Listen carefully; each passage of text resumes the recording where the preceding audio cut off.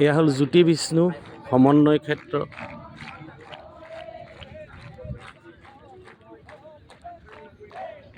আজিৰ প্ৰথম দিন শ্ৰীমন্ত শংকৰদেৱ সংঘৰ আজি এয়া প্ৰথম দিন। চাওক ইয়াৰ ভিতৰত আৰু কি কি আছে সকলোখিনি আপোনালোকক আমি দেখুৱাবলৈ আগবাঢ়ি আহিছোঁ।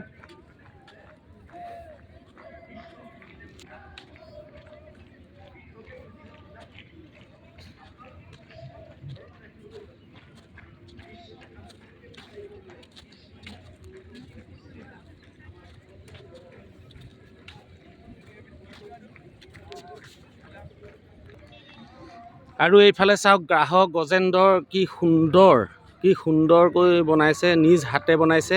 আৰু এয়া গৰুৰ স্কন্ধত উঠি এয়া শ্ৰীবিষ্ণুৱে এয়া গ্ৰাহৰ মুণ্ড কাটিছিল। এয়া চাওক। আৰু লগতে এয়া হ'ল বৰাহ। মানে সেই দৃশ্যটো ইয়াত দেখাবলৈ চেষ্টা কৰিছোঁ। গৰুৰ কান্ধত উঠি এয়া বিষ্ণুৱে গজেন্দ্ৰক গ্ৰাহৰ মুখৰ পৰা উদ্ধাৰ কৰিছিল। আৰু এয়া হ'ল বৰাহ। আৰু আগবাঢ়ি যাওঁ। আৰু ইয়াতো বহুতো ধুনীয়া নিজ হাতে বনাই থৈছে। এতিয়া আহি আছোঁ আমি এখন জাহাজৰ ওচৰলৈ। জাহাজভাগ ইমান সুন্দৰকৈ বনাইছে, আপোনালোকে দেখিলে চকু কপালত উঠিব। কিন্তু আপোনালোকে নিজৰ বুলি ছাবস্ক্ৰাইব কৰিব নাপাহৰিব।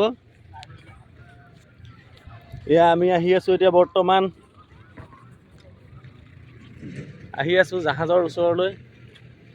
সম্পূৰ্ণ আপোনালোকক একদম গোটেই চাৰিসীমা দেখাম জাহাজৰ।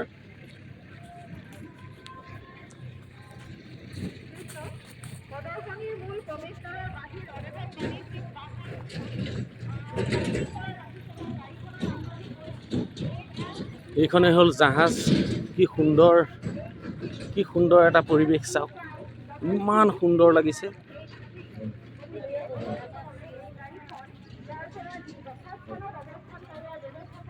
এয়া কৰ্মচাৰীসকলে এতিয়াও কামত ব্যস্ত হৈ আছে। বিশেষকৈ আজি প্ৰথম দিন। শ্ৰীমন্ত শংকৰদেৱ সংঘৰ সকলো আই বাপসকলে নিজ হাতেৰে এয়া গঢ়ি তুলিছে।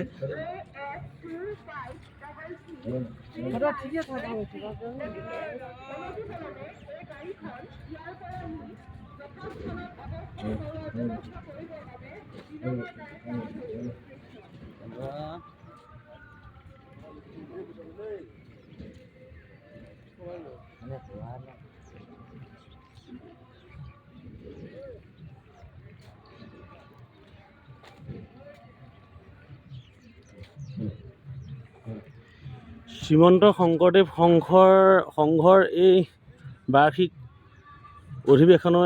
অধিৱেশনলৈ আহিলে অসমৰ সকলো ৰাইজকে পোৱা নিচিনা লাগে। প্ৰত্যেকখন জিলাৰে প্ৰত্যেক শাখাৰে আই বাপসকল ইয়ালৈ আহে আৰু তিনিদিনীয়া কাৰ্যসূচী লৈ আহে। 3 দিন সকলো থাকি যায়। আমি আজি এয়া আহি পাইছোঁহি ৰাতিপুৱা। চাওক কি সুন্দৰ এটা পৰিৱেশ চাওক।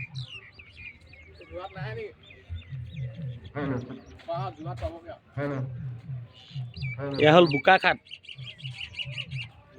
কলিয়াবৰ, ধনচিৰি, গোলাঘাট। এয়া হ'ল গোলাঘাট।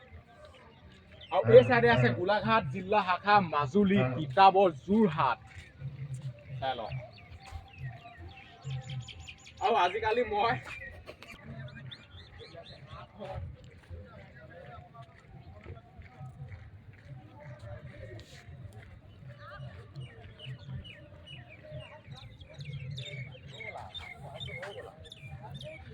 আৰু অলপ আমি আগবাঢ়ি যাম। এয়া মোৰ বন্ধু ইউটিউবাৰ বুলি একদম নীলমণি দাৰ লগত আহি গ'লোঁ। মজা লাগিছে।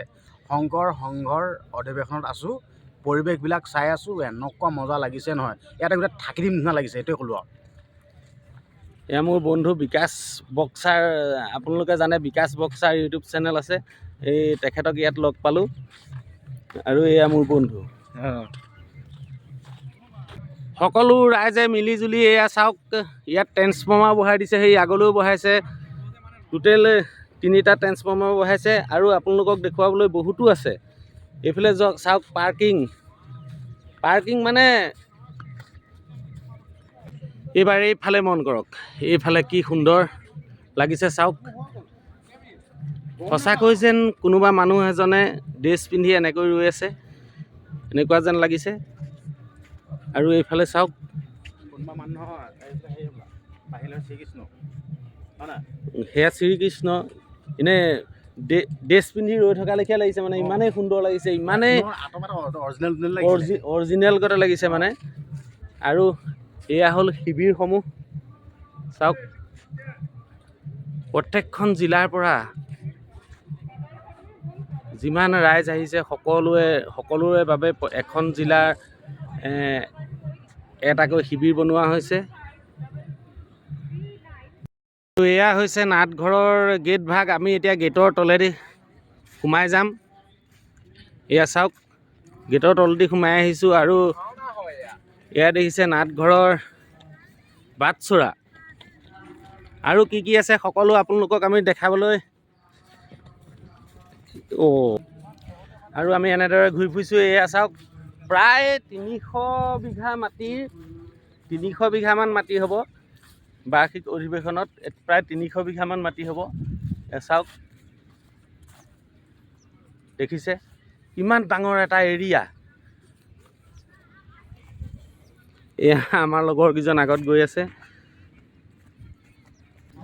সৌৱা দেখিছে কিমান দূৰত, সেয়া হ'ল ভোজনালয়। তাত সকলো ৰাইজে আহি দূৰ দূৰণিৰ পৰা আহি ইয়াত খানা খাবহি। এয়া চাওক, তাৰপাছত আৰু এয়া কিমান ডাঙৰ এটা এৰিয়া চাওক।